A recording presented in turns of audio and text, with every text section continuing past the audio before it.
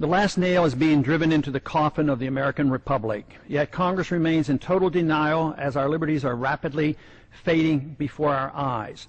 The process is propelled by unwarranted fear and ignorance as to the true meaning of liberty. It is driven by economic myths, fallacies, and irrational good intentions. The rule of law is constantly rejected, and authoritarian answers are offered as panaceas for all our problems. Runaway welfareism is used to benefit the rich at the expense of the middle class. Who would have ever thought that the current generation and Congress would stand idly by and watch such a rapid disintegration of the American Republic? Characteristic of this epic event is the casual acceptance by the people and the political leaders of the unitary presidency, which is equivalent to granting dictatorial powers to the president. Our presidents can now, on their own, order assassinations, including American citizens, operate secret military tribunals, engage in torture, enforce indefinite imprisonments without due process, order searches and seizures without proper warrants, gutting the Fourth Amendment, ignore the 60-day rule for reporting to the Congress the nature of any military operation as required by the War Powers Resolution, continue the Patriot Act abuses without oversight, wage war at will, treat all Americans as suspected terrorists at airports with TSA groping and nude X-raying. And the Federal Reserve accommodates by counterfeiting the funds needed and not paid for by taxation and borrowing, permitting runaway spending, endless debt, and special interest bailouts.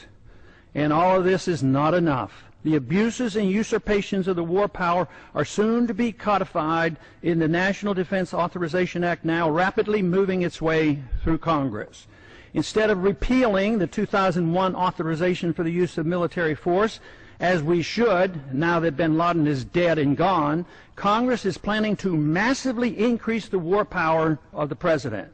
Though an opportunity presents itself to end the wars in Iraq, Afghanistan, and Pakistan, Congress, with bipartisan support, obsesses on how to expand the unconstitutional war power of the president he already holds. The current proposal would allow a president to pursue war anytime, any place, for any reason, without congressional approval. Many believe this would even permit military activity against American suspects here at home.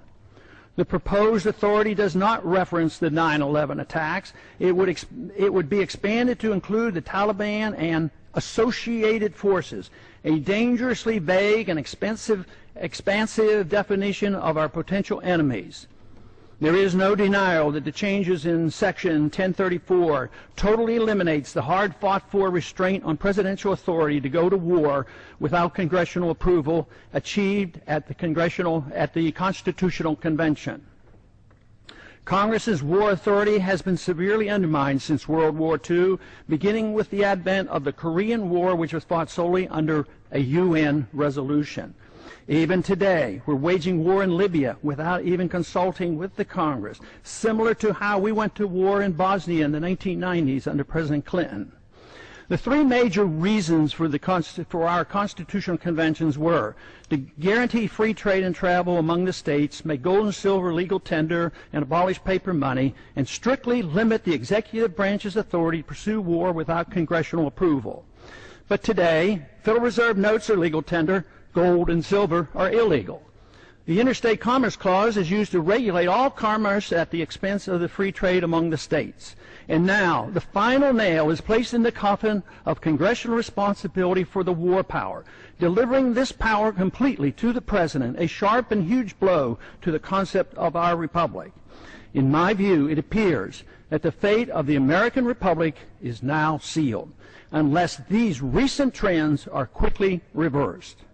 The saddest part of this tragedy is that all of these horrible changes are being done in the name of patriotism and protecting freedom.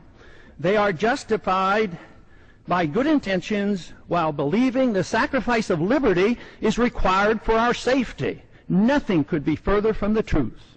More sadly is the conviction that our enemies are driven to attack us for our freedoms and prosperity, and not because of our deeply flawed foreign policy that has generated justifiable grievances and has inspired the radical violence against us. Without this understanding, our endless, unnamed, and undeclared wars will continue, and our wonderful experiment with liberty will end.